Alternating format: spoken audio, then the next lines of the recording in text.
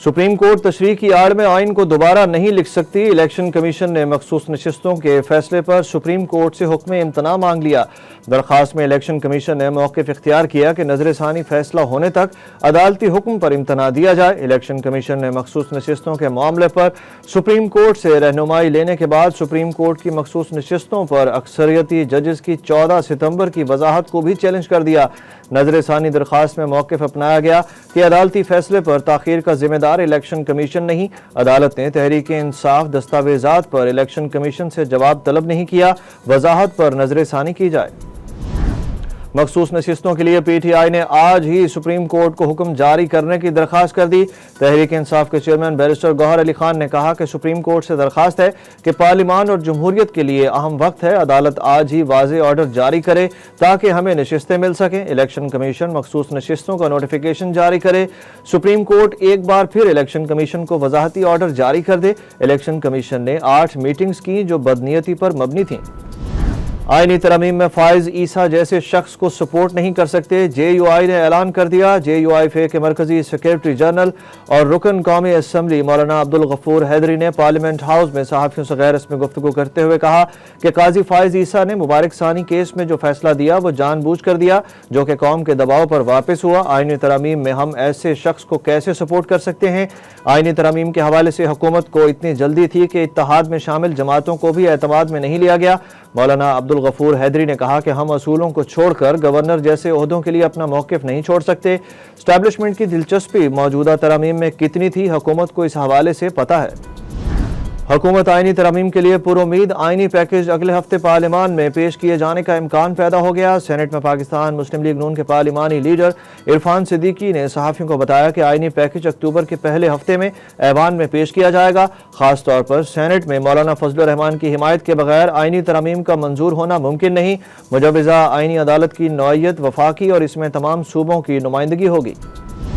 तहरीक इंसाफ आईनी तरमीम की राह में दीवार होगी। इमरान खान को तकलीफ पहुंचाने के लिए बुशरा बीबी को सजा दी जा रही है। इस वक्त मुल्क में फिस्तायत का माहौल बना हुआ है। तहरीक इंसाफ के रहनुमा शिबली फराज और शेख वक्कास अकरम की इस्लामाबाद में प्रेस कॉन्फ्रेंस। उनका कहना था कि पहले पार्लियामान के बाहर से अब अंदर से छुप कर वार किए जा रहे हैं। बुशरा बीबी के केसेस जानबूझकर तवील किए जा रहे हैं। शेख वक्कास अकरम ने कहा कि ये इस वक्त आर्टिकल 63A को निशाना बनाना चाहते हैं। बानी PTI का मिलिट्री ट्रायल करना चाहते हैं। खैबर पख्तूनख्वा में 2 बड़ों की लफ्जी तकरार शिद्दत इख्तियार कर गई। गवर्नर पर 50 करोड़ रुपए का हर्जाना दायर। गवर्नर की सूबाई हुकूमत पर कड़ी तनकीद। तर्जुमान हुकूमत का भी सख्त जवाब। फैसल करीम कुंडी ने कहा मालम जब्बा वाकया सूबाई हुकूमत की गफलत के बायस पेश आया। सूबाई हुकूमत के पास शहरियों के तहफ़्फ़ुज़ के लिए कोई एजेंडा नहीं। PTI हुकूमत का सबसे बड़ा कारनामा BRT सबसे ज़्यादा करप्शन का शिकार है। उन्होंने KP के मसाइल पर वज़ीर आज़म को ख़त लिखने की भी बात की। जवाब में बैरिस्टर सैफ ने गवर्नर को चुगली करने वाला नालायक बच्चा करार देते हुए कहा कि गवर्नर अपनी नौकरी बचाने के लिए चुगली करने वाला नालायक बच्चा बने हुए हैं। गवर्नर KP के वज़ीर आज़म को ख़त ज़रूर लिखें, मगर उन्हें अपनी जिम्मेदारियों का एहसास भी दिलाएं। वफाक को समझाएं कि क्रॉस बॉर्डर शरपसंदी रोकना वफाक की जिम्मेदारी है। दूसरी जानिब वज़ीर आला अली अमीन गंडापुर के भाई फैसल अमीन गंडापुर ने करप्शन के इल्ज़ामात लगाने पर फैसल करीम कुंडी के खिलाफ 50 करोड़ रुपए हर्जाने का केस दायर कर दिया। इमरान खान की हिदायत पर PTI ने रावलपिंडी में जलसे के लिए हाई कोर्ट में दायर दरखास्त वापस ले ली। ज़राए के मुताबिक कल रावलपिंडी में एहतजाज के लिए पार्टी रहनुमाओं ने कमर कस ली। पेशावर में एहतजाज को कामयाब बनाने के लिए तैयारियां शुरू। शुमारी पंजाब के तमाम ओहदेदारों को टास्क सौंप दिए गए। 10 अजला के तमाम MNAs और MPAs को 100 कारकुनान साथ लाने की हिदायत। खैबर पख्तूनख्वा के कारकुनों और ओहदेदारों को कल सुबह 10 बजे पेशावर से निकलने की हिदायत कर दी गई। वज़ीर आला अली अमीन गंडापुर सवाबी से काफिले की शक्ल में पिंडी रवाना होंगे। PTI कारकुनों को पेशावर हाई कोर्ट से रिलीफ। 9 मई मुकदमात में नामजद PTI कारकुनान समेत 18 मुल्जिमान को अदम सबूत पर बरी कर दिया गया। अदालत के मुताबिक दौरान समाअत इस्तगासा मुल्जिमान के खिलाफ जुर्म साबित करने में नाकाम रहा। सुप्रीम कोर्ट में आइन के आर्टिकल 63A की तशरीह के फैसले पर नजर-ए-सानी अपीलों पर समाअत 30 सितंबर को होगी। सुप्रीम कोर्ट की जारी करदा कॉज लिस्ट के मुताबिक चीफ जस्टिस पाकिस्तान قاضی فائز عیسیٰ کی سربراہی میں 5 رکنی لارجر بینچ نظر ثانی اپیل پر سماعت پیر کو 11:30 بجے کرے گا۔ بینچ میں جسٹس منیب اختر اور جسٹس امین الدین خان بھی شامل۔